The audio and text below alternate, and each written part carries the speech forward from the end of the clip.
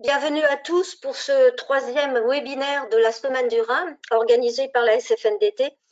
Donc, ce soir, nous allons parler du livre blanc de la transplantation rénale qui a été écrit, rédigé par la SFNDT en collaboration avec la SFT, l'AFU, l'Association française d'urologie, et puis France Rhin. Donc, je vais laisser Bruno Moulin vous expliquer la genèse de ce livre blanc qui est un peu son bébé parce qu'il en rêvait depuis plusieurs années. Donc, merci Marie-Vonne, bonjour à tous. Effectivement, le livre blanc de la transplantation rénale s'était imposé à nous pour différentes raisons sur lesquelles je vais revenir, mais qui sont particulièrement liées à la nécessité de disposer d'un outil de communication envers nos instances. Alors, pourquoi ce livre blanc? D'une part, parce que nous avons tous été confrontés au plan greffe 2017-2021, qui a été élaboré en partie en l'absence des professionnels de santé et des patients, et qui s'avère un relatif échec sur lequel on pourra revenir. Le problème de ce plan greffe a été objectivé en fait par l'enquête qu'a réalisée la CFNDT en 2018 sur l'adéquation des moyens aux objectifs du plan greffe et qui a montré qu'il y avait un hiatus important entre ces deux éléments. Comme je l'évoquais, la nécessité de disposer d'un outil de communication auprès des instances nous a paru indispensable et à l'instar de ce qui a été réalisé dans le domaine de la dialyse, nous avons souhaité depuis plusieurs années avoir ce travail autour de la proposition d'un plan blanc, d'un livre blanc qui aboutirait à des propositions concrètes pour communiquer auprès de l'Assemblée nationale, du Sénat, de la DGOS, de l'assurance maladie et de nos ARS. Donc, il nous fallait un document consensuel entre les sociétés savantes, les patients, accessible à tous et avec des propositions concrètes. Alors, ce livre blanc est maintenant disponible et va aboutir à des recommandations concrètes que vous exposera tout à l'heure Marie-Vonne Ourmand. Mais comme dans tout livre blanc, ces recommandations concrètes doivent être précédées d'un état des lieux et c'est ce que je vais vous exposer dans les minutes qui suivent. Alors, avec qui nous avons élaboré ce livre blanc? Bien, avant tout avec les autres sociétés savantes impliquées dans le domaine de la transplantation, bien évidemment la Société francophone de transplantation et l'Association française d'urologie pour les chirurgies. Et il nous a paru également indispensable d'associer les patients à travers l'association France Rhin, sachant que d'autres associations de patients ont également été sollicitées au titre de témoignages que vous pourrez lire dans ce livre blanc, notamment l'association des patients polykystiques, l'association Transform, et nous avons également associé la FIDTN qui a pu témoigner également dans ce document. Enfin, je voudrais juste également remercier les laboratoires Chiesi qui ont été également des partenaires particulièrement efficaces en nous apportant un soutien logistique et ce en toute indépendance et autonomie grâce à une charte d'indépendance qui a été signée par l'ensemble des partenaires de ce livre blanc. Alors, un certain nombre de collègues et de patients ont été contributeurs au titre notamment de la relecture ou des témoignages dans ce livre blanc et je profite avec cette diapositive, j'en profite pour les remercier. Et enfin, bien évidemment, pour que ce livre blanc ait une dimension nationale avec des relais auprès des plus hautes instances, nous avons pu contacter et nous associer un certain nombre de partenaires de la représentation nationale, notamment Jean-Louis Touraine, qui est médecin transplanteur et député du Rhône, Madame Agnès Firmin-Lebaudot, qui est députée de Seine-Maritime, Monsieur Alain Milon, sénateur du Vaucluse, et qui sont tous les trois, ainsi que Monsieur Hervé Solignac, député de l'Ardèche, sont tous les quatre très impliqués dans les questions de santé. Et enfin, je remercie également Nathalie Reims qui nous a offert un superbe éditorial au début du livre blanc. Alors, j'en viens donc à l'état des lieux de la transplantation rénale qui qui va reprendre en fait l'essentiel de ce que nous avons colligé dans ce livre blanc. Un certain nombre d'informations sont bien connues des transplanteurs de reins, mais il n'y a pas que des transplanteurs de reins connectés cet après-midi. Et je pense qu'il faut rappeler un certain nombre de chiffres et d'éléments pour bien comprendre ce qui va suivre en termes de propositions concrètes qui devront être éventuellement présentées auprès des instances.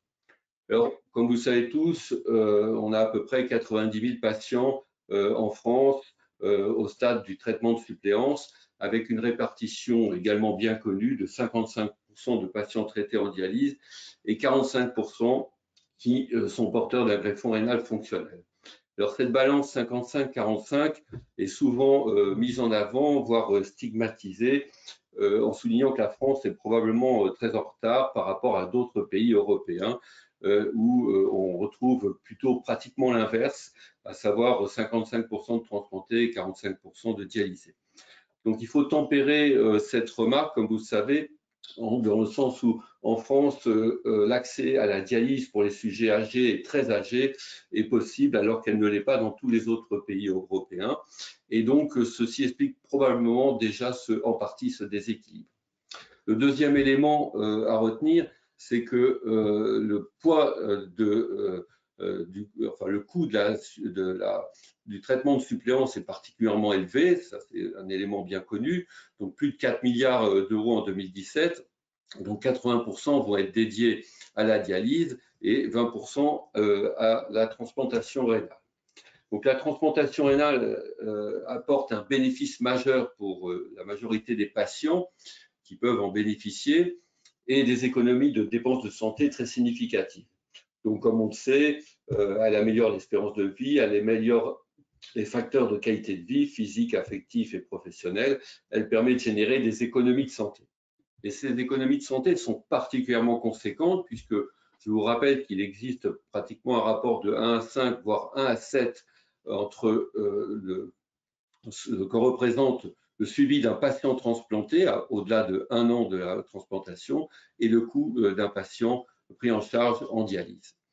Donc ces éléments sont importants puisqu'on y reviendra à la fois pour le bénéfice individuel des patients, mais également pour celui de l'assurance maladie, il faut développer la transplantation rénale.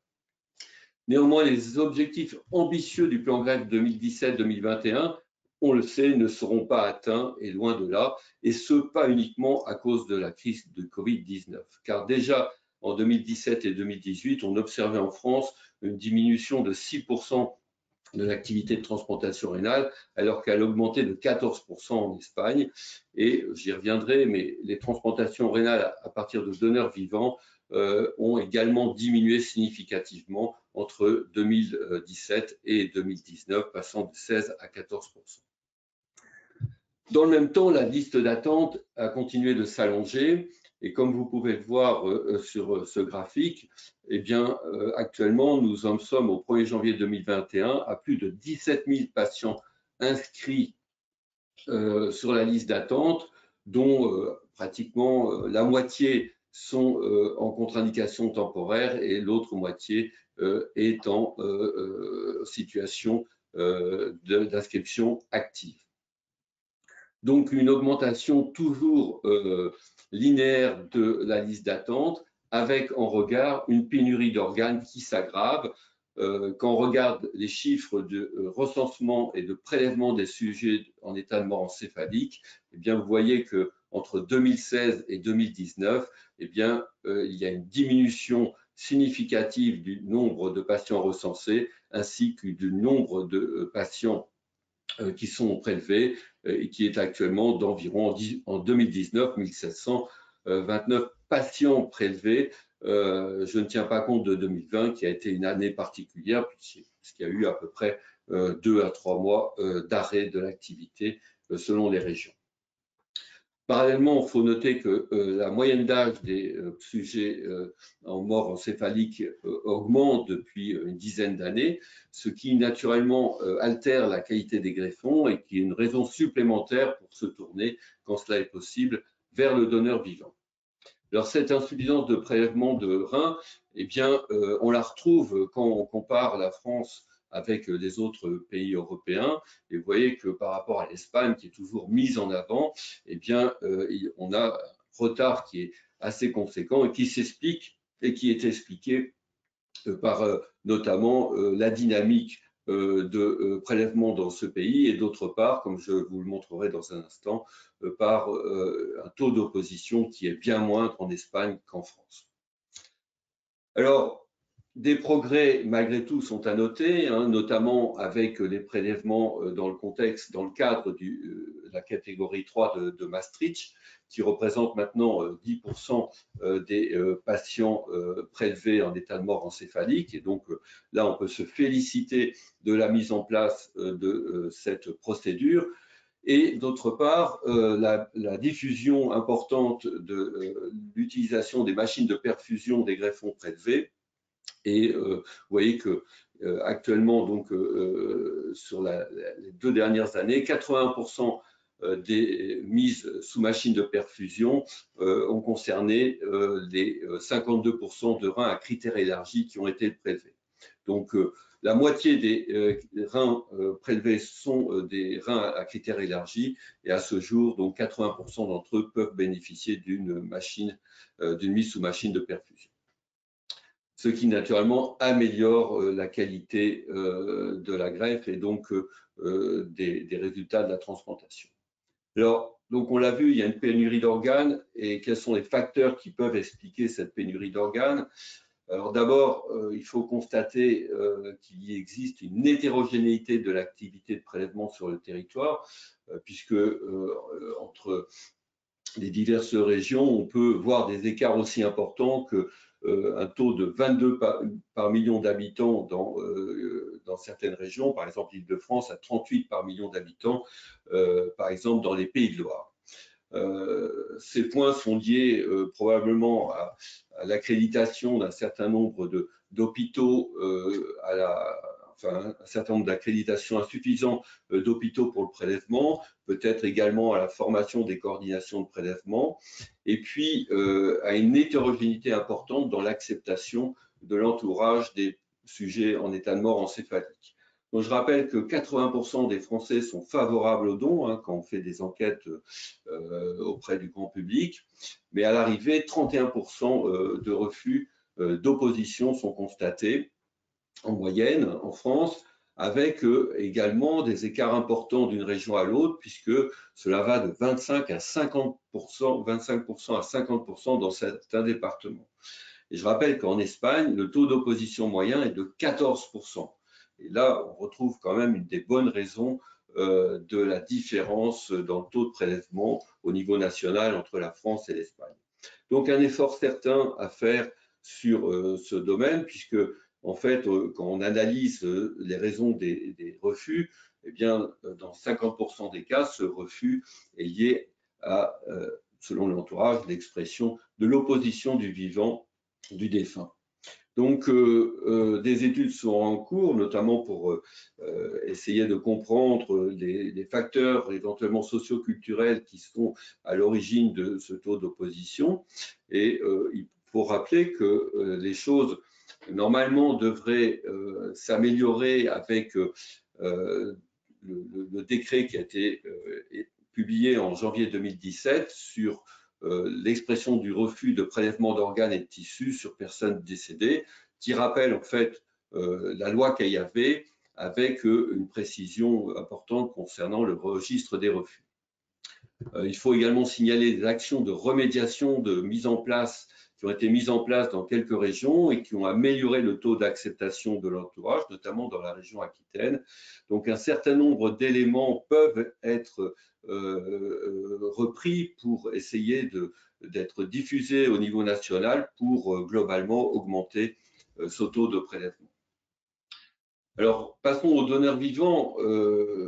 J'ai indiqué comme titre après espoir une déception, puisque comme vous le voyez sur ce graphique, quand il a été décidé de donner une impulsion aux donneurs vivants dans les années 2010-2011, eh bien, on a vu dans les années qui ont suivi une nette augmentation, un triplement de l'activité de donneurs vivants pour arriver à 611 greffes en 2016. Et malheureusement, une diminution significative du nombre de greffes à donneurs vivants peut être observée sur les 2 années suivantes, en 2017-2018 et 2019, où on arrive à 510 greffes par an, ce qui naturellement pose question. Encore une fois, je laisse l'année 2020 de côté pour les raisons déjà évoquées. Alors, la greffe à donneur vivant ne décolle pas, elle régresse. Il faut faire un certain nombre de constats. 8 équipes font plus de la moitié de l'activité, soit de 21 à 60 greffes à 62 greffes de donneurs vivants par équipe en 2019. Et finalement, 5 équipes seulement adultes peuvent afficher un taux de plus de 20% de greffes à donneurs vivants, qui était l'objectif du plan greffe 2021, avec pour l'ensemble du territoire national un objectif de 1000 greffes à donneurs vivants. Également un petit focus sur les greffes ABO incompatibles, où là aussi en 2017 on a atteigné près de 100 greffes à donneurs vivants ABO incompatibles, et là encore on observe une régression sur les 2 dernières années, puisque en 2019 on n'arrive qu'à 64 greffes ABO incompatibles. Donc un net recul et un vrai problème en ce qui concerne le donneur vivant sur lequel il faut réfléchir. Dernier élément, le don croisé, qui lui aussi peut être considéré comme un échec. Est-ce que c'est une spécificité française? En effet, depuis le début du programme, seulement 12 greffes ont été réalisées. Sur les 2 dernières années, aucune greffe selon la procédure du don croisé n'ont pu être réalisées. Actuellement, il y a 36 paires qui sont en attente, et pour aller vite, les donneurs inscrits sont essentiellement des conjoints ou des parents, donc des donneurs particulièrement motivés. 20% sont hyperimmunisés, et il est intéressant de comparer par rapport à d'autres pays européens, notamment les Pays-Bas ou la Grande-Bretagne, où 10% des greffes à donneurs vivants se font dans le cadre du don croisé. Et dans ces pays, les cascades sont possibles et les donneurs altruistes sont également une possibilité, notamment en Grande-Bretagne. Alors, j'ai cité tout à l'heure l'enquête que nous avions faite en 2016-2017 et publiée en 2018 sur les moyens de la transplantation rénale en France au regard des objectifs du plan greffe 2017-2021. Et je voudrais juste rappeler ces éléments qui avaient été colligés lors de cette enquête. Lorsqu'on interrogeait les centres sur les raisons pour lesquelles ils étaient limités dans le développement de la greffe à donneurs vivants, et je me suis intéressé par exemple aux centres qui faisaient peu de greffes à donneurs vivants, où ils pointaient particulièrement la disponibilité des blocs, le manque de coordination et le manque de néphrologues pour pouvoir mettre en place leur activité.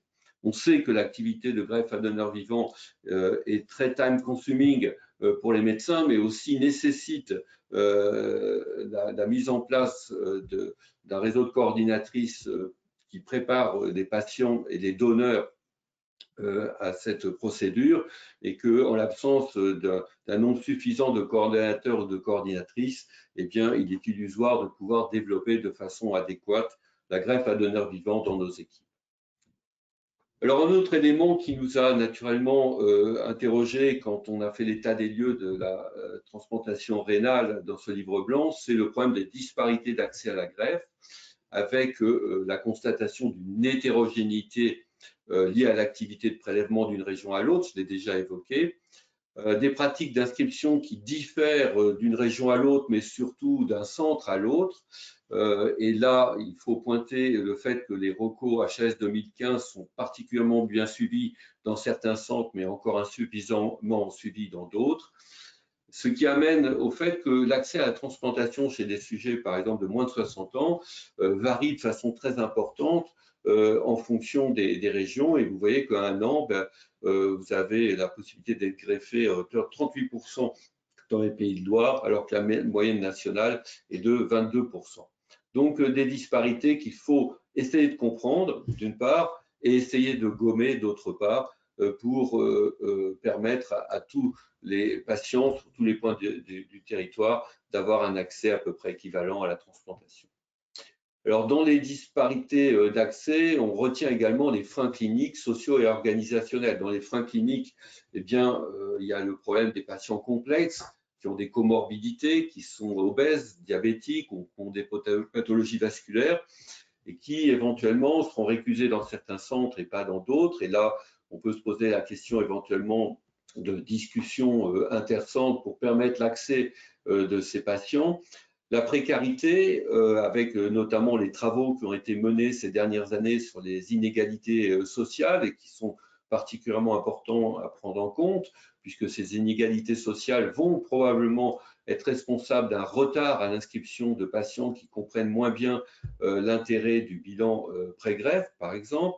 Et puis enfin, la problématique des populations de migrants qui devient de plus en plus significative comme problème pour les équipes de greffe, puisque en l'absence de directives claires concernant ces situations d'une part et de la lourdeur de la prise en charge pour les équipes de greffe de ces patients, notamment pour des problèmes à la fois réglementaires, des problèmes de conditions sociales et d'hébergement notamment, et enfin de communication, par exemple l'absence d'interprètes disponibles, va rendre la prise en charge de ces patients particulièrement difficile.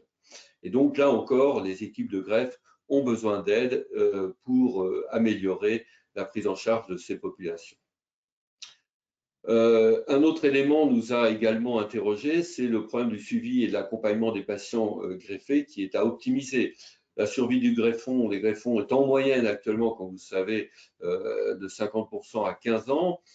Les consultations de post-greffe sont saturées, les enquêtes le montrent, malgré l'alternance, la mise en place progressive de la télésurveillance. Et puis, tous nos patients eh bien, sont exposés à des risques cardiovasculaires, des risques de cancer et d'infection. Et donc, la surveillance est le nerf de la guerre pour prolonger la vie des greffons et naturellement la vie des patients. Il faut noter quand même que la prise en charge de l'insuffisance rénale chronique stade 4, stade 5 à travers le forfait MRC a été un vrai progrès puisqu'elle peut s'appliquer également aux transplantés. Donc le suivi du greffé est un enjeu de santé publique, parce que quand les greffés peuvent être bien surveillés, eh bien, on améliore la durée de survie du greffon. Et pour qu'il soit bien surveillé, eh bien, il faut des moyens humains, des moyens opérationnels.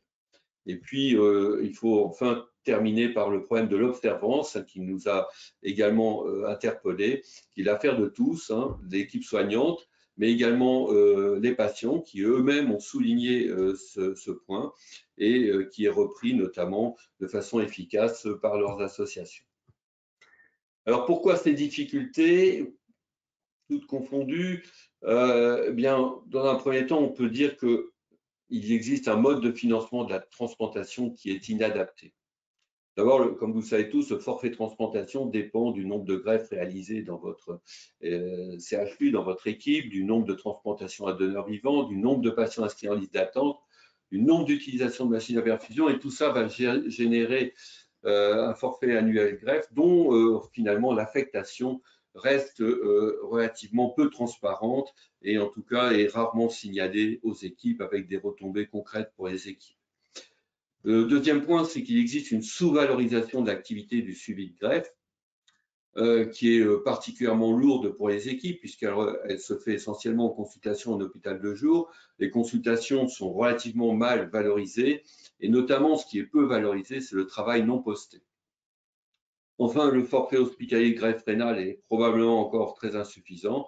Et puis, dans ce forfait, notamment, il y a une non prise en compte des patients complexes, hyperimmunisés, les greffes itératives, les patients vasculaires et les migrants, comme je l'évoquais tout à l'heure. Alors, pour terminer aussi, nous avons parfois des difficultés avec les ARS, puisqu'on n'a pas toujours des correspondants médecins qui sont ciblés greffe au niveau des ARS. L'agence de biomédecine le signale également. Et je pense que c'est un point également important, un signal important à faire passer. Les conséquences, bien évidemment, si on n'a pas les moyens matériels, eh bien souvent les équipes signalent que les accès au bloc opératoire, notamment par exemple pour les greffes à donneurs vivants, sont insuffisants. Les ressources humaines sont insuffisantes, notamment en ce qui concerne les infirmiers de coordination, les néphrologues, les anesthésistes et les chirurgiens. Le parcours de soins est probablement amélioré. Là, il existe plusieurs pistes sur lesquelles on reviendra dans les propositions. Les équipes sont souvent exténuées, notamment en ce qui concerne le suivi post-greffe et le travail non posté qui n'est pas suffisamment valorisé. Et enfin, le suivi post-don reste encore insuffisant puisque, comme vous le savez, seuls 80% des patients, des sujets qui ont donné un rein sont suivis correctement en 2020. Alors, naturellement, j'ai fait un constat un petit peu négatif de l'activité de transplantation. En fait, il est négatif au regard des objectifs qui nous sont assignés et qui, naturellement, sont ambitieux et on serait les premiers à vouloir les atteindre.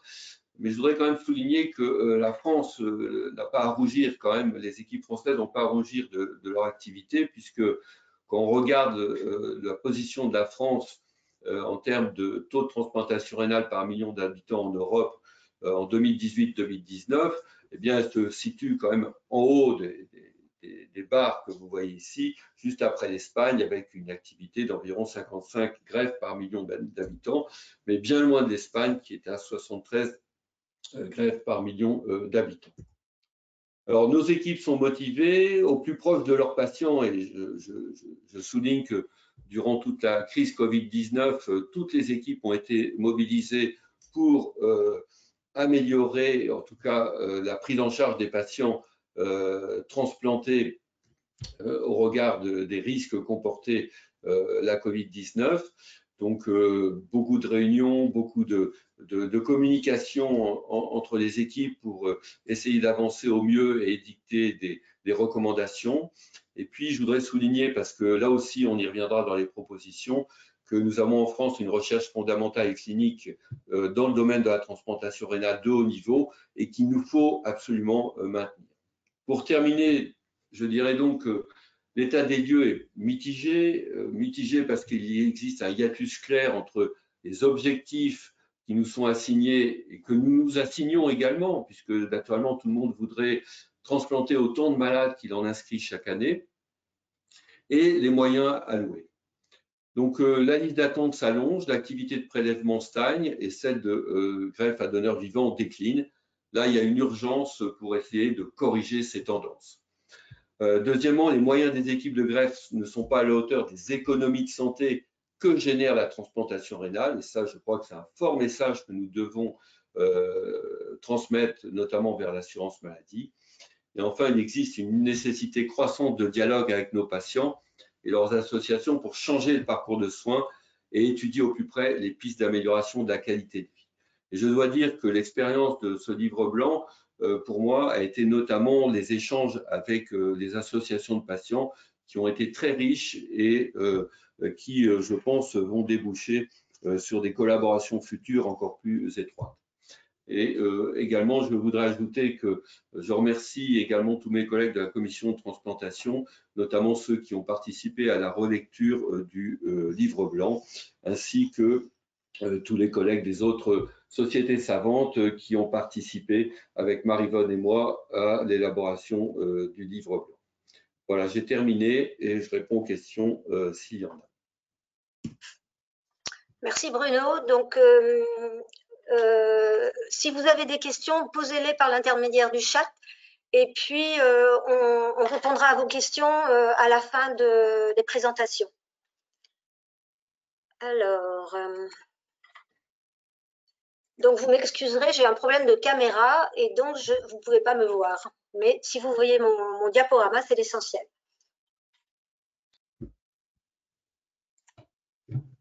C'est bon, là on le voit? Oui, oui, oui. Oui, d'accord. Ok. Donc, après cet état des lieux, nous avons élaboré une série de propositions. Donc, vous verrez que certaines ont déjà sont déjà discutées depuis longtemps, mais il y a aussi des propositions plus nouvelles. Elles ont été déclinées en 5 axes qui comprennent chacun plusieurs propositions. Et donc, le titre du livre blanc est 5 recommandations concrètes et une mobilisation collective pour les patients.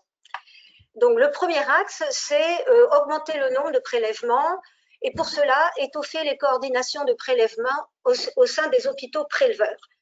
Donc, pour développer l'activité de coordination de prélèvement, il faut renforcer les équipes.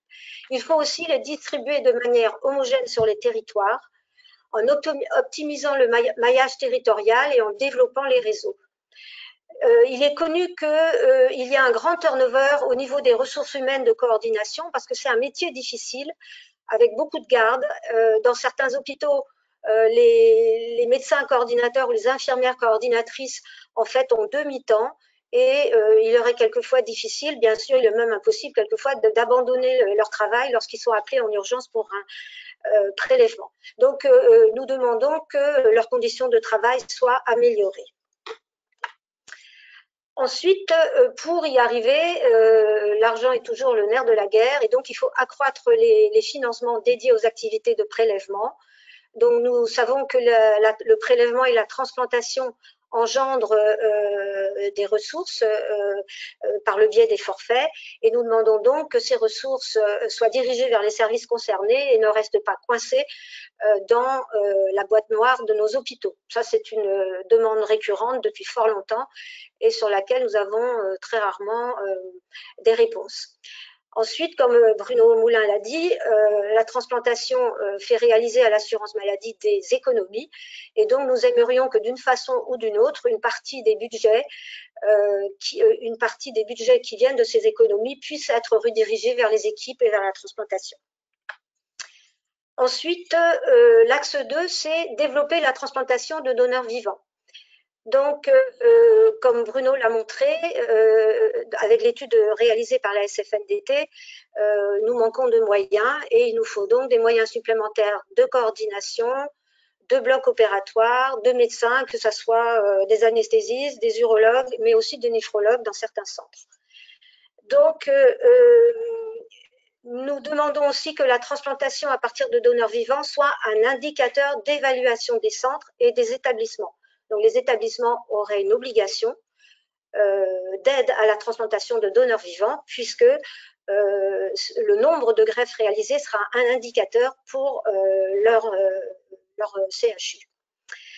La proposition suivante est d'accompagner les patients dans la recherche d'un donneur potentiel, de renforcer les mesures de protection du donneur. Donc, c'est les mesures de protection médicale, c'est le suivi du donneur qui n'est pas toujours bien réalisé. Et puis, c'est aussi toutes les mesures qui sont liées à leur situation financière, soit dans la période initiale après le don où il y a souvent des dépenses cachées, et puis aussi ensuite tous ces désavantages qu'ils découvrent avec le temps, par exemple lorsqu'ils veulent souscrire une assurance. Donc cette protection doit être bien mieux assurée et même si l'agence de biomédecine a créé un guichet pour ces problèmes, il faut qu'il y ait plus d'efficacité pour aider les donneurs. Ensuite, aux États-Unis et puis aussi dans quelques pays européens, on commence à réfléchir, à parler de l'élargissement du cercle potentiel des donneurs aux donneurs altruistes. Et donc, c'est une réflexion que nous devons avoir aussi. Dans l'axe 2, toujours pour développer le donneur vivant, c'est développer le don croisé. Donc là aussi, Bruno a abordé le problème, puis ce don croisé est inefficace en France, même si on s'est associé aux Suisses et aux Belges pour essayer d'en faire un petit peu plus. Donc, il faut, la demande a été d'implémenter des cascades dans l'appariement. Ça, c'est une demande que la SFNDT avait faite lors de la révision et des discussions de la révision de la loi de bioéthique. Et elle était faite aussi, cette demande, par l'agence de biomédecine. Donc, elle a été acceptée. Ces cascades sont acceptées. Et très récemment, au cours d'une conférence de presse, Jean-Louis Touraine nous a même dit que les députés acceptaient la transplantation dans le cadre d'un don croisé, mais avec une ischémie froide, c'est-à-dire que la greffe pourrait être réalisée le lendemain du prélèvement, puisque le donneur et le receveur ne sont pas en général dans le même hôpital. Ensuite, les équipes se plaignent beaucoup que la procédure est lourde. Ils ne sont pas non plus tout à fait d'accord sur tous les points. Par exemple, les chirurgiens n'aiment pas beaucoup prélever un rein quand ils n'ont pas vu le donneur en consultation avant. Non, excusez-moi, j'ai des bêtises, n'aiment pas greffer un rein qui a été prélevé ailleurs. Donc, il y a encore des points à discuter dans cette procédure pour qu'elle convienne à tout le monde. Et puis, bien sûr, il faut donner aux équipes les moyens de réaliser cette transplantation, en particulier en augmentant les capacités de coordination, parce que c'est un travail très lourd pour les coordinations. L'axe 3, c'est la réduction des disparités d'accès à la transplantation selon les régions et selon le profil des patients. Donc, ces disparités d'accès à la transplantation sont difficilement acceptables par les patients. Donc, il faut cette disparité d'accès à la transplantation est à la fois le résultat d'une disparité d'accès à la liste d'attente et d'une disparité ensuite à la transplantation d'un patient qui est inscrit. Et donc, cette disparité d'accès à la transplantation du patient inscrit est beaucoup liée à l'activité de prélèvement de sa région. Donc, on revient dans le problème du prélèvement et dans l'homogénéisation de l'activité de prélèvement sur l'ensemble du territoire. Et ce que nous proposons, et ça c'est quelque chose de nouveau, c'est de faire un audit global dans les régions les plus performantes pour essayer d'en tirer des leçons et de dessiner un modèle qui serait reproductible et proposable aux régions qui sont moins performantes. Mais bien sûr, il faudra tenir compte des spécificités territoriales des bassins peu performants, où il y a peut-être beaucoup de patients âgés, beaucoup de patients précaires, beaucoup de patients diabétiques, donc des patients difficiles à greffer. Bien sûr, il faut en tenir compte, mais il faudra aussi essayer de mettre en œuvre des actions de remédiation pour aider ces régions à régler leurs problèmes associés à ces patients difficiles. Ensuite, il est intéressant aussi d'aller voir comment des régions qui étaient à une certaine époque peu performantes, c'est-à-dire prélevaient peu, ont réussi et qui ont réussi ensuite à augmenter le nombre de transplantations. Il est intéressant d'aller voir comment ils ont réglé ce problème et comment ils ont pu progresser. Ensuite, il faut lutter contre le refus de prélèvement qui est important, donc on l'a rappelé, 34%, mais là aussi avec des variations suivant les régions, puisque ça va en gros de 26 à 50%. Déjà, d'une façon générale, il faut informer massivement la population sur le geste altruiste que représente le don d'organes. Il faut adapter les campagnes de communication, il y en a, mais notre groupe de travail a trouvé qu'elles étaient peu percutantes. Ensuite, il faut comprendre les facteurs de disparité dans les pourcentages de refus, et là aussi, ça fera partie d'ailleurs de l'audit global, et proposer des solutions. Ensuite, il faut que les patients soient inscrits, donc là, on revient vers notre collègue néphrologue référent pour encourager la dynamique d'inscription sur la liste d'attente.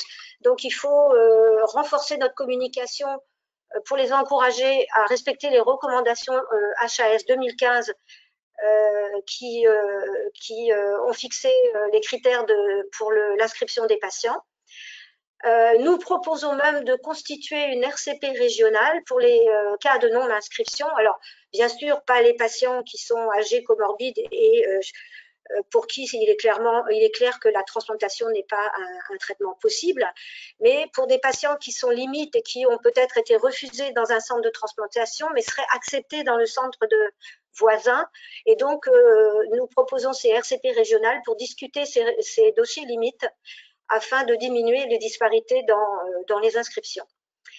Et puis, peut-être, pour aller jusqu'au bout de cette idée, il faut aussi admettre que des patients puissent changer de centre et être greffés dans l'équipe et dans le centre le plus expérimenté pour être ensuite, bien sûr, être repris en charge une fois que la phase critique est dépassée par l'équipe l'équipe initiale. Donc, il faut mettre en place et publier des indicateurs annuels pour les centres de transplantation. L'Agence de biomédecine collige déjà et nous donne chaque année les résultats de ces indicateurs. Donc, c'est le pourcentage de greffe de donneurs vivants réalisés, le pourcentage de M3, d'inscription préemptive, de greffons mis sous machine. Mais ces indicateurs, il faut les analyser, les utiliser et fixer des objectifs centre par centre pour que, par exemple, tous les centres, là je fais suite à ce qu'a dit Bruno tout à l'heure, l'activité de greffe de donneurs vivants repose que sur certains centres. Donc il faut qu'on ait des indicateurs d'activité sur le donneur vivant et que tout le monde essaye d'en faire au moins un minimum. Et donc ces indicateurs seraient analysés avec l'Agence de biomédecine année après année, et il y aurait une aide, bien sûr, si les objectifs ne sont pas atteints. Alors après, il y a un axe 4 qui va être l'intervention de Alain Trouillet, puisque c'est un axe patient. Mais donc je vais tout de suite aborder l'axe 5 qui est soutenir la recherche pour faire face aux grands enjeux de la transplantation rénale et faire que la France puisse tenir sa place dans la grande compétition internationale. Et donc il y a deux thèmes très importants de recherche actuellement et pour le futur, c'est la xénotransplantation et la fabrication et l'élaboration de reins bioartificiels. Donc, les personnes qui font de la recherche savent bien combien il est difficile de trouver des financements à la recherche. Donc, nous aimerions que cette recherche soit beaucoup plus facile et que nous puissions accéder plus facilement aux moyens alloués aux essais académiques. Ensuite, l'intelligence artificielle est aussi un sujet très important et qui est un sujet d'avenir. Donc, il nous faut créer des outils. Pour cela, il faut développer des collaborations multidisciplinaires. Il ne faut pas avoir peur du partenariat public-privé parce que quand même le privé est généralement plus dynamique et plus réactif. Pour le moment, la transplantation française peut se vanter d'avoir au moins l'iBox, qui est une belle réalisation. L'intelligence artificielle fait quand même souvent peur puisque on a toujours peur qu'elle nous échappe et que le rôle du médecin disparaisse. Mais il faut une réflexion éthique, il faut une réflexion sur la protection des données et sur sa régulation. Donc voilà nos 14 propositions finalement regroupées en 5 axes et sur laquelle nous serons tous contents de discuter tout à l'heure avec vous. Donc je passe la parole à Alain Trouillet qui lui va parler de l'axe numéro 4. Alors il faut que je sorte. Hop.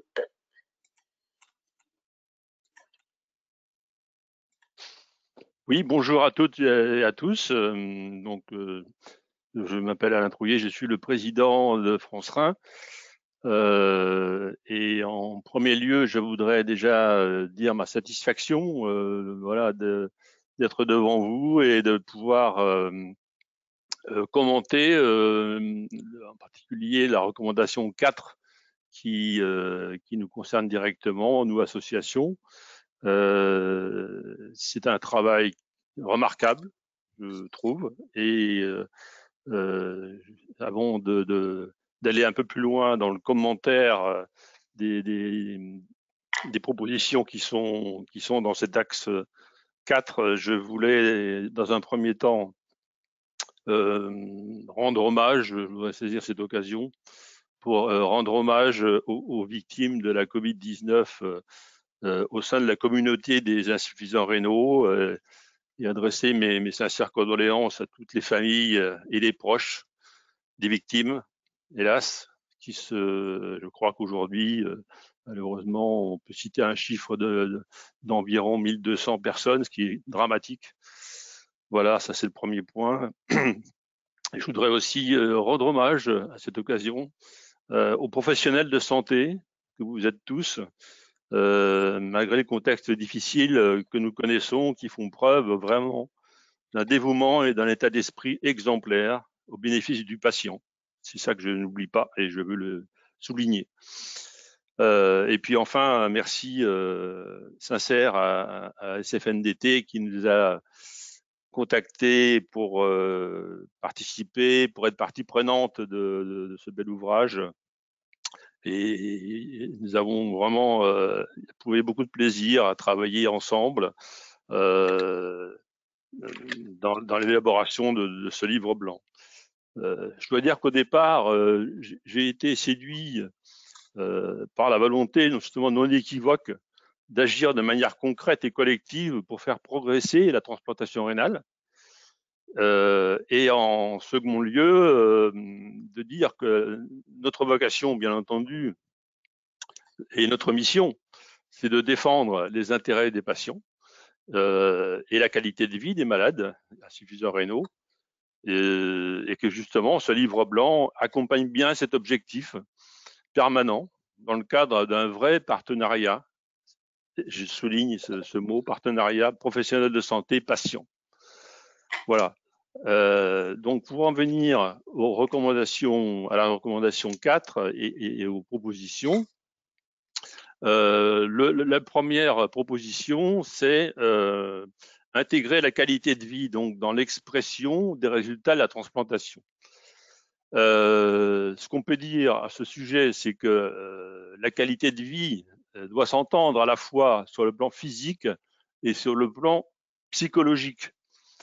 Et à ce titre, je voudrais dire qu'il serait intéressant d'avoir davantage de moyens pour aider sur le plan psychologique les patients, surtout à notre époque, dans le contexte actuel, qui fait que voilà, les patients, les transplantés, etc., sont soumis à rude épreuve et ont disons, un moral qui est très fragile. Donc ça fait bien partie effectivement des recommandations qu'on peut mettre en avant.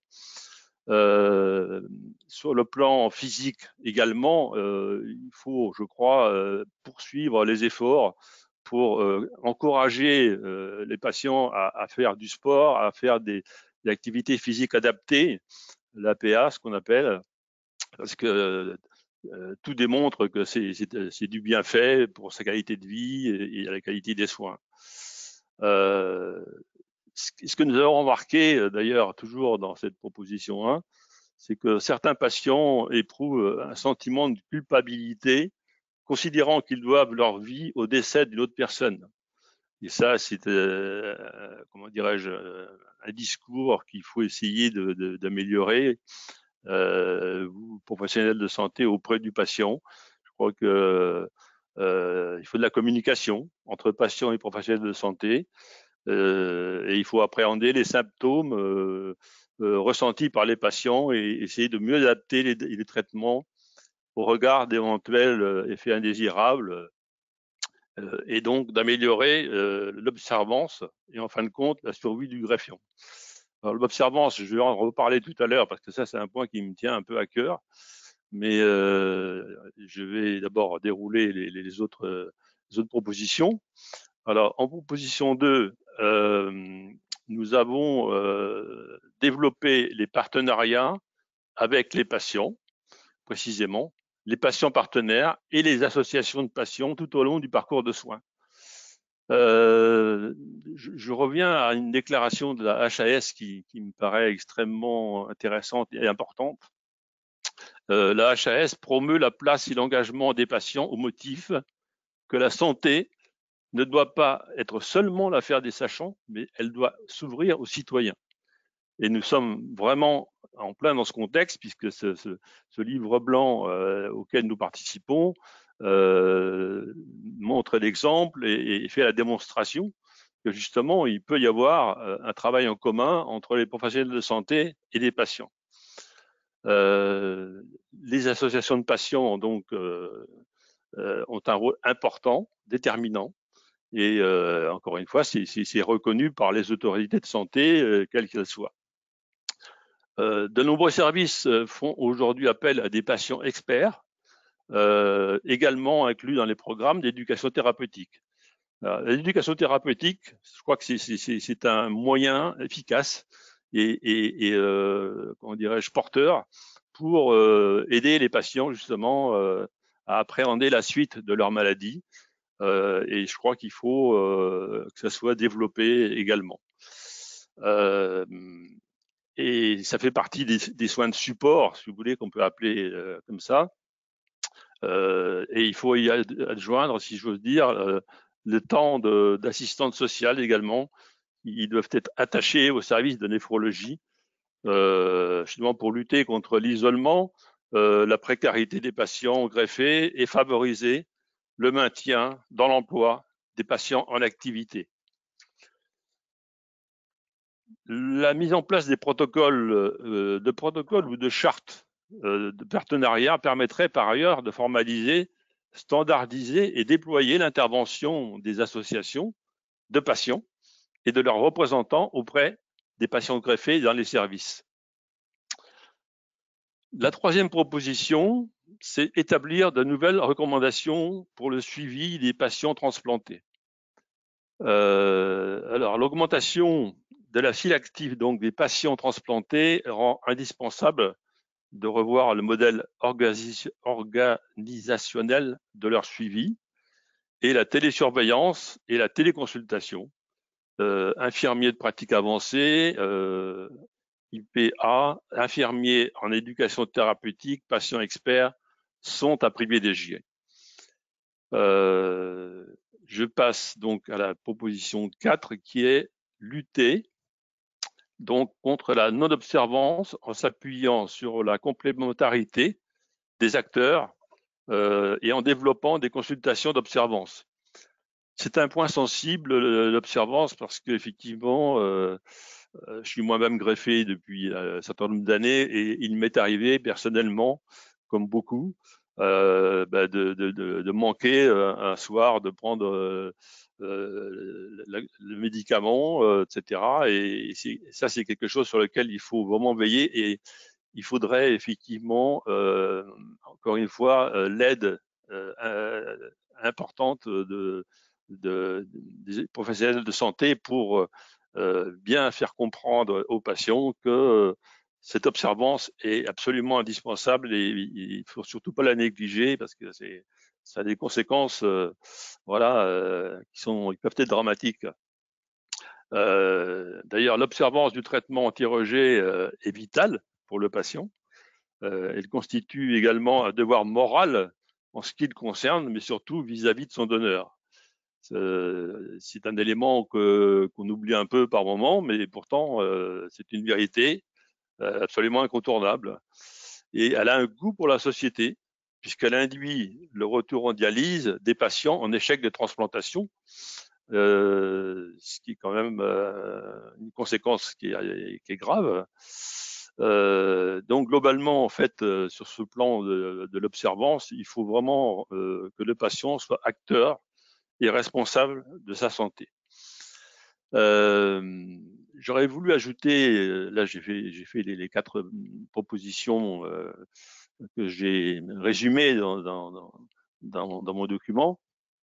Mais je voudrais revenir, moi personnellement, sur 2 choses. J'espère qu'on les chers professeurs vont me permettre de garder encore un peu la parole pendant 2-3 minutes. Je voudrais parler là du donneur vivant, parce que je dois dire que je suis assez scandalisé que aujourd'hui le donneur n'ait pas une protection absolue, totale, en matière d'assurance et en matière de crédit bancaire, en matière financière.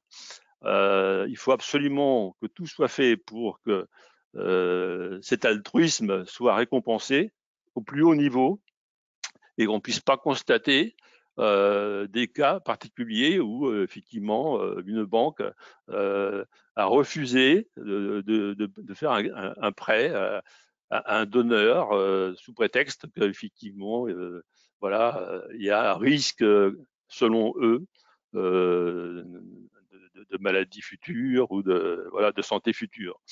On peut pas tolérer, on peut pas accepter ça. Donc là, je vais vous dire que avec la SFNDT et les partenaires donc de ce livre blanc, c'est un point, moi personnellement, que je vais essayer sur lequel on va travailler pour que cela cesse, effectivement. Et puis, je suis toujours un peu choqué aussi, je dois dire, par le taux de refus qui a été d'ailleurs tout à l'heure expliqué et exposé, qui est de plus de 30% encore aujourd'hui, et dans certains secteurs, certaines régions, c'est même beaucoup plus. Là aussi, il faut qu'on prenne des dispositions en conséquence pour faire en sorte que ça évolue très rapidement dans le bon sens, et la loi doit nous permettre. Donc, faisons ensemble des actions de manière à atteindre cet objectif. Et puis, d'ailleurs, je voudrais vous montrer mon petit ruban vert que j'ai mis sur ma veste. Vous voyez, je ne sais pas si vous la voyez bien à l'écran là. Voilà, parce que c'est le symbole du don d'organes. Donc, et d'ailleurs, je remercie Greffe de Vie, le collectif Greffe de Vie, d'être omniprésent dans ce domaine pour faire en sorte que les gens n'oublient pas l'importance du don d'organes. Et puis, dernière chose, mais enfin, ça n'a pas tout à fait de rapport avec la transplantation, quoique, nous, France Rein, on est très attachés aussi en amont à la prévoyance et au dépistage. Et la semaine du Rhin en est le symbole, puisqu'elle a été créée par France Rein en 2005, par son fondateur. Et il faut poursuivre des actions nécessaires pour vraiment faire en sorte que il y ait davantage d'actions de menées pour ce dépistage et pour la prévoyance. C'est un discours essentiel. Je vous remercie.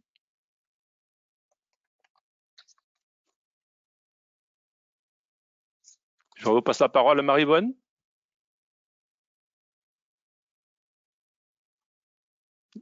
Oui, le temps qu'elle reconnecte son micro, peut-être. Oui, Marie-Vonne ou Bruno, je ne sais pas.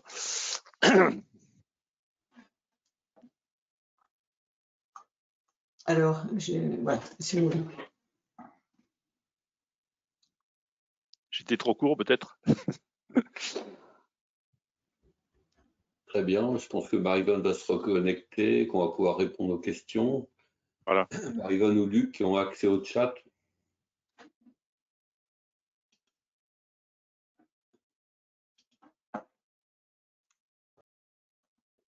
Voilà. Voilà.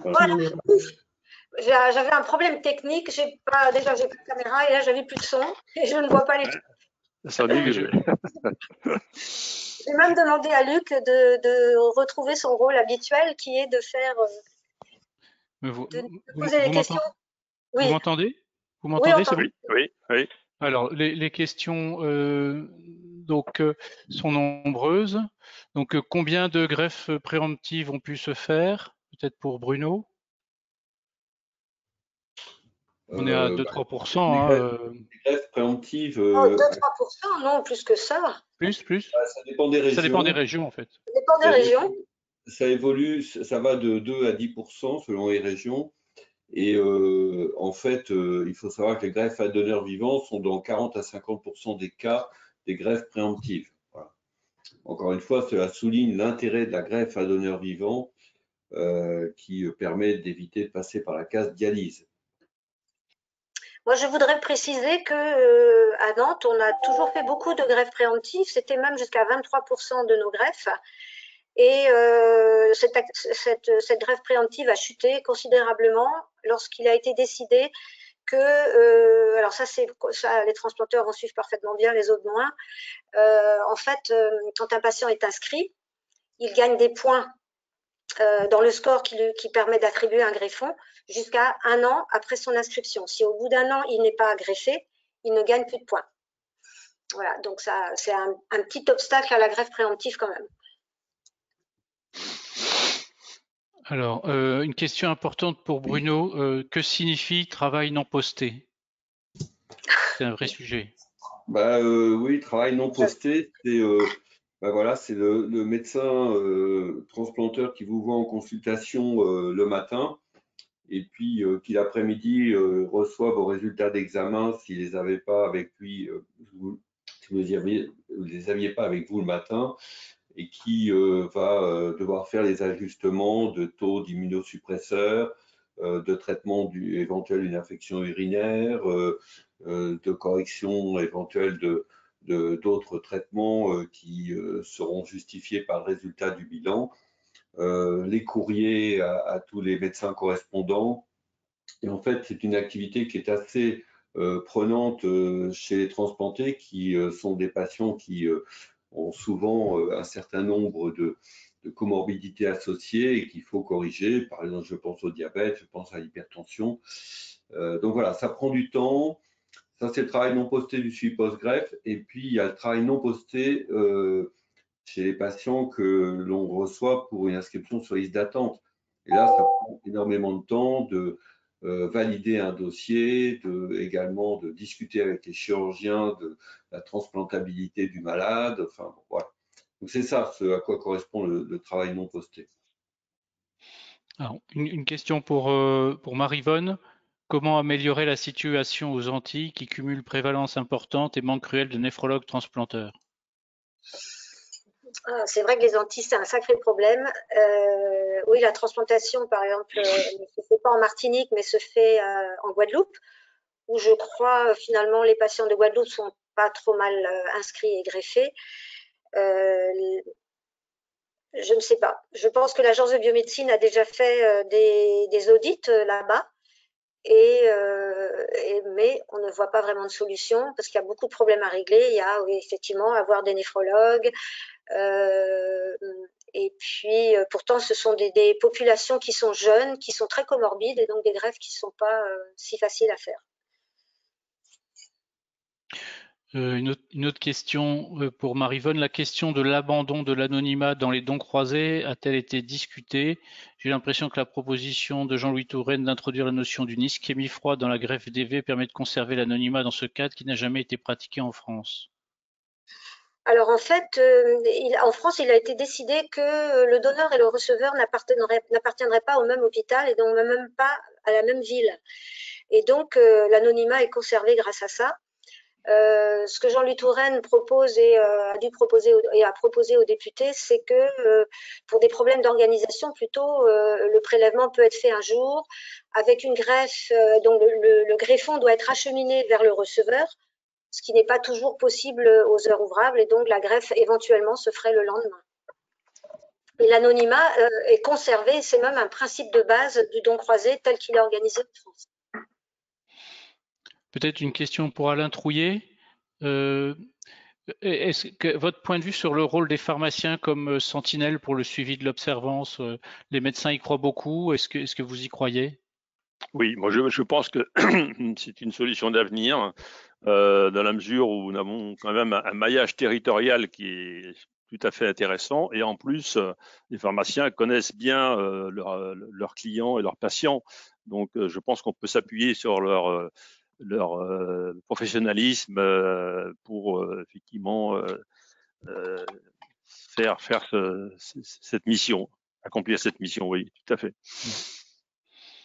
Une question alors pour Bruno ou Marie-Vonne, c'est accompagner les patients dans la recherche d'un donneur. Qu'entendez-vous par là? La recherche d'un donneur vivant, hein, bien sûr. Alors ça c'est moi qui en ai parlé. Donc est-ce qu'on peut être incitatif? Est-ce qu'on peut être incitatif pour les patients dialysés de rechercher un donneur? Alors déjà, il y a une solution qui est proposée. D'ailleurs, c'est ce qu'on a appris c'est ce qu'on apprend quand on va voir par exemple comment fonctionnent nos collègues norvégiens ou anglais. C'est que la greffe de donneurs vivants doit être abordée de façon vraiment sans émotion avec les patients, mais elle doit être abordée tôt. Dès l'éducation thérapeutique initiale, donc pour des patients qui ont entre 20 et 30 millilitres minutes de DFG, on parle déjà de transplantation, on parle de greffe de donneurs vivants. Généralement, du moins on l'espère, un membre de la famille est présent, ce qui va beaucoup aider ensuite à passer le message dans le reste de la famille. Et puis après, être incitatif, c'est difficile quand même.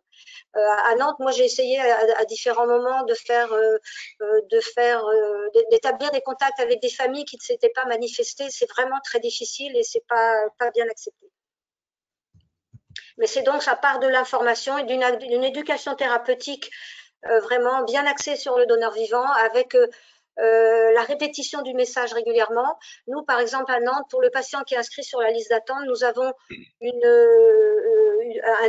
éducation thérapeutique, un programme d'éducation thérapeutique qui reparle de la greffe de donneur vivant, donc au patient qui est inscrit sur la liste d'attente. D'accord. Une question pour Bruno. Est-ce que c'est fréquent des reins prélevés qui ne sont pas greffés et pour quelles raisons? Oui, c'est malheureusement relativement fréquent, pas trop quand même, mais les principales raisons sont d'ordre chirurgical, à savoir que lorsque l'équipe de chirurgie qui n'a pas prélevé reçoit le rein et qu'elle l'examine, elle peut tomber sur des lésions, notamment des artères ou de la voie excrétrice, qui vont contre-indiquer, en fait, pour des raisons techniques, l'implantabilité du greffon. Ça peut être également la constatation, également à l'observation du greffon, d'une qualité morphologique, hein, sur l'examen morphologique médiocre du greffon. Et c'est, on va dire, les principales raisons sur lesquelles on a un abandon du processus de greffe, qui est toujours très problématique, parce que dans ces cas-là, il y a eu la mise en place de toute la procédure de prélèvement, de transfert du greffon, éventuellement de lancement du cross-match, donc des analyses immunologiques qui sont également longues et coûteuses. Donc voilà, c'est des choses qu'on essaye de limiter au maximum, notamment par l'éducation des équipes chirurgicales qui s'occupent des prélèvements. Une question sur la reconnaissance vis-à-vis des donneurs et de leurs familles. Concernant les donneurs décédés, ne faut-il pas les associer aux mesures incitatives, un message de très grand respect et reconnaissance à l'égard des donneurs et de leurs familles? Est-ce qu'il faudrait faire des mesures incitatives pour... je ne sais pas s'il y a une réponse. Je dirais que, alors d'abord, il y a des associations pour le prélèvement d'organes, hein, qui militent aussi pour la reconnaissance générale des donneurs. Je rappelle qu'on reste dans l'anonymat dans le cadre du prélèvement des patients décédés qui ont été prélevés dans un contexte de mort encéphalique.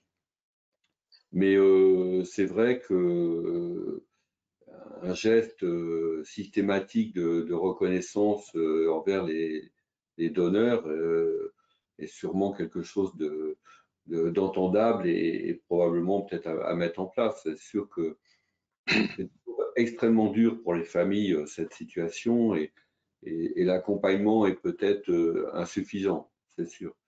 C'est-à-dire qu'il est très présent au moment du prélèvement, mais après, c'est vrai que les familles sont un petit peu abandonnées. Donc, il y a sûrement un travail à faire là-dessus. On avait évoqué une formation particulière et plus importante du personnel du centre chargé de recevoir les familles à cette occasion. Et peut-être que c'est une solution et c'est un axe qu'on pourrait développer. Tout à fait. Je pense que c'est un point auquel il faut réfléchir. Tout à fait. Il y a plusieurs questions sur la loi Caillavet et la position des équipes au moment du PMO. Jean-Louis Touraine en a parlé également, dans la mesure où il insiste sur le fait que c'est au patient, à la personne d'exprimer sa volonté sur le registre des refus. Et donc, il y a des questions qui demandent est-ce qu'on doit toujours demander l'accord des familles du point de vue réglementaire? Est-ce qu'on peut pas essayer de s'appuyer sur l'avis de la personne décédée qu'elle aurait exprimé avant? Alors, en fait, j'en ai un petit peu parlé tout à l'heure, hein. Donc, les enquêtes d'opinion montrent que 80% des Français sont favorables au don d'organes. On est quand même confronté à 30% d'opposition. Donc, en fait, il y a un gap de 10%, on va dire. Et dans les raisons d'opposition, on a dans 50% des cas la famille ou l'entourage qui restitue une éventuelle opposition du donneur de son vivant. Alors, déjà, ça, c'est un peu incontournable parce que c'est dans le cadre de la loi. Donc, à un moment donné, dans la proposition d'amendement Touraine, on allait jusqu'à un stade où on ne demandait pas spontanément à l'entourage. Et donc, l'idée de la loi Caillavet, c'est que tout sujet en mort encéphalique était potentiellement donneur. Néanmoins, sur le terrain et concrètement, et c'est ce qu'ont remonté toutes les équipes de coordination de prélèvement, c'est qu'il était quand même assez illusoire et difficile et probablement contre-productif de ne pas malgré tout demander l'avis de la famille proche. Tout le problème est la façon dont on le demande, tout le problème est celui peut-être apporté par remédiation, à savoir qu'il faut une formation extrêmement précise et un entourage psychologique particulier pour permettre de présenter les choses au mieux à une famille qui est quand même dans une situation extrêmement stressante et difficile. Voilà, donc ne pas demander l'avis des familles, je pense qu'à terme, ça serait contre-productif. Il faut travailler sur l'opposition, le refus et être sûr que quand on allègue une opposition du vivant du patient, qu'elle soit vraiment réelle. Voilà. Une question pour Marie-Vonne sur comment communiquez-vous sur le don altruiste, quelles sont les conditions, êtes-vous optimiste sur ce type de don? Est-ce que ça va arriver ou est-ce que ça va jamais arriver en France? En fait, pour le moment, on voit que chez nos voisins et aux États-Unis, ça se fait un petit peu. Donc, on l'a discuté il y a bien longtemps et on avait fermé la porte en disant non, non, c'est pas possible. Donc, c'est juste qu'il faut y réfléchir à nouveau et regarder ce que font les autres et ensuite on décidera tous ensemble si c'est il est possible de le faire en France ou pas. Donc, les modalités, là, pour le moment, il n'y en a pas. Une question pour Alain Trouillet. Quelle place a le patient dans la prise de décision médicale partagée en situation de transplantation? Autrement dit, si je reformule, est-ce que vous trouvez qu'on fait suffisamment, on discute suffisamment avec le patient dans les situations de transplantation? Je comprends la question en suivi de transplantation, mais on peut aussi la discuter en accès à la transplantation avant l'inscription sur liste d'attente. Qu'est-ce que vous en pensez? Je pense que de toute façon, il y a déjà une bonne communication entre le patient et le professionnel de santé. Bon, tout peut être amélioré naturellement, mais c'est vrai que la parole du patient est de plus en plus prise en considération et c'est très bien. On en est ravis. Et il faut que ce soit, comment dirais-je, un équilibre. Le sachant, c'est le néphrologue, c'est le chirurgien. Le patient peut avoir des avis, effectivement, et il a le droit de poser des questions, c'est légitime. Mais voilà, après, je pense que c'est une décision commune qui doit être prise, je pense. Et c'est pas toujours évident, je veux bien le croire, mais ce qui compte, c'est qu'on écoute le patient et voilà, et qu'on lui explique également ce qui va se passer ou les conséquences d'une transplantation, les différentes possibilités. Enfin voilà, je crois que c'est surtout ça, c'est une transparence totale, si possible, entre le professionnel de santé et le patient. C'est ça. Ok, je vous remercie. Une question pour Bruno ou Marie-Vonne. Pourquoi ne pas faire une équipe mobile de prélèvement au plan national? Alors, par région, ça a été discuté. Et ça serait facile, par exemple, en Île-de-France. Mais ça a été discuté pour faire face à la pénurie de chirurgiens. Après, au plan national, c'est compliqué. Hein. On connaît ça avec les greffes de pancréas, par exemple, les prélèvements de pancréas, où l'équipe, pendant longtemps, l'équipe qui greffait allait chercher le greffon. En fait, c'est pas du tout simple à organiser. Mais à l'échelon régional, ça peut se discuter. Bon, en Alsace, par exemple, c'est les chirurgiens du CHU qui se déplacent pour tous les prélèvements, mais parce qu'on est une petite région sur le plan géographique. Donc, il y a des régions beaucoup plus vastes où on peut s'appuyer sur… En fait, je pense que tout ça, c'est un problème de formation, d'encadrement et également de dynamique au niveau des hôpitaux généraux. Donc, il y a quand même des actions fortes qui sont menées auprès de certains directeurs d'hôpitaux généraux pour qu'ils développent le prélèvement. Et c'est actuellement, les ARS doivent être très incitatives pour que dans les gros hôpitaux généraux, il y ait un taux de prélèvement qui soit minimal par an et qui soit quand même un objectif important pour l'administration, enfin pour la direction d'un hôpital général. Je pense que les directeurs d'hôpitaux généraux commencent à être sensibles à ce point. Et puis, il faut dire que les chirurgiens ont mis en place une formation continue, une formation des jeunes urologues pour que des chirurgiens, par exemple, d'hôpitaux généraux qui n'en font pas beaucoup, soient quand même performants sur le prélèvement. Alors les questions arrivent toujours. Je remercie l'auditoire. Donc, il y a une suggestion d'un collègue, un courrier de remerciement écrit par le receveur pourrait-il être adressé à la famille de donneur par l'intermédiaire de l'Agence de la biomédecine? Ce qu'il faut souligner, c'est que dès que l'Agence de la biomédecine a information qu'un donneur remercie son receveur, les informations sont transmises anonymement à la famille. Donc, en fait, c'est déjà en place. Il y a quand même cette reconnaissance qui est réalisée. Une question importante, les forfaits greffes sont versés dans les services pour certains établissements. Il semble qu'il faudrait les revaloriser du fait des coûts élevés de transport, d'examens d'immunogénétique qui sont de plus en plus fréquents. L'activité de greffe peut sembler moins rémunératrice pour certains directeurs d'hôpitaux. Y a-t-il vraiment une volonté de revaloriser les forfaits au niveau de l'ABM? Ah oui, puisqu'on a discuté récemment dans une réunion de revaloriser le forfait, et effectivement, les examens HLA sont extrêmement onéreux et ça a été discuté, oui, au moins pour ça.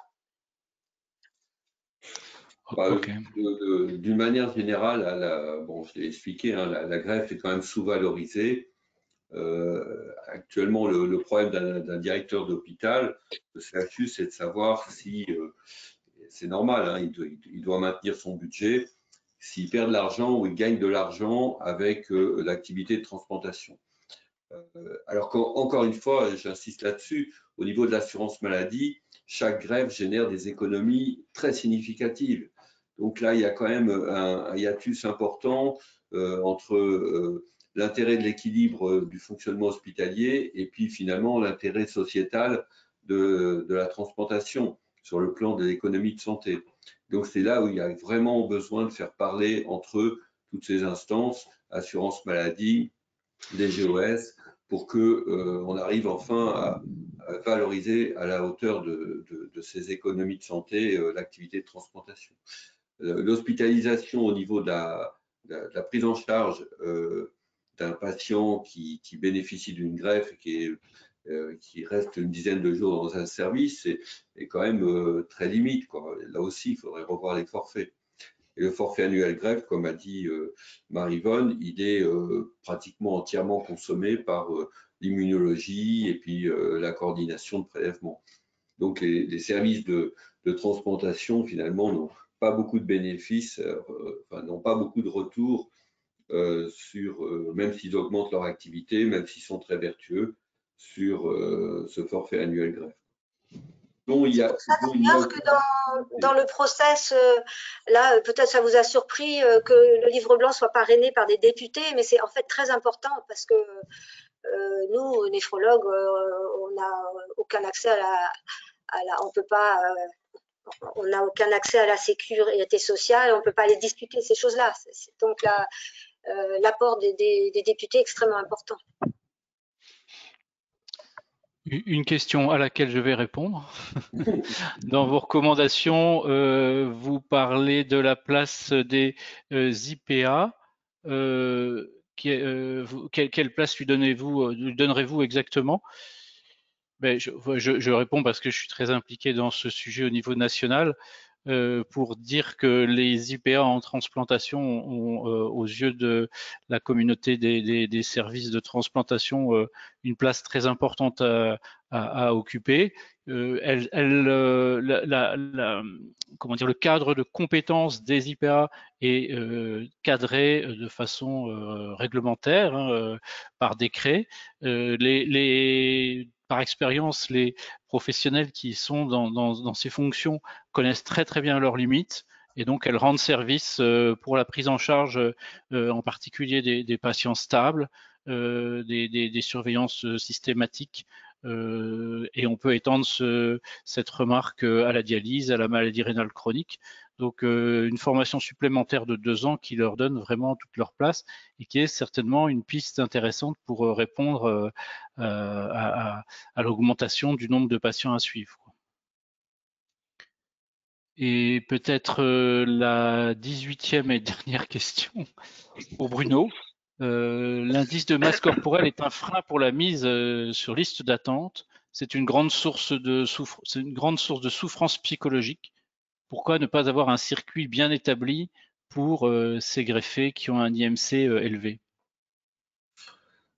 Je suis un peu embêté pour répondre parce que, en fait, ce problème de la greffe chez les patients obèses, en tout cas avec IMC élevé, en fait, relève d'une hétérogénéité de prise en charge qui est connue. Hein. Donc, on sait que dans certaines régions, un IMC supérieur à 33, 34, 35 va être une contre-indication à la greffe, alors que dans d'autres, on greffe jusqu'à 35, 40 km² les patients. Donc, il faut rappeler qu'il est difficile d'essayer d'obtenir une réduction spontanée par un régime chez un patient dialysé de son poids. Ça prend souvent beaucoup de temps, c'est désespérant. Donc, l'autre option, c'est la chirurgie bariatrique avec malgré tout des étapes assez longues. Et sinon, c'est les équipes qui se spécialisent dans la chirurgie de transplantation chez les obèses. De plus en plus, en tout cas, certaines équipes acceptent des patients d'obésité quand même significative, entre 35 et 40 km². Donc, nous, à Strasbourg, c'est vrai qu'on a cette possibilité, mais voilà, c'est quand même un créneau relativement restreint et qu'on ne peut pas proposer voilà, à beaucoup de patients. Quoi. On ne peut pas en faire beaucoup, mais on en fait.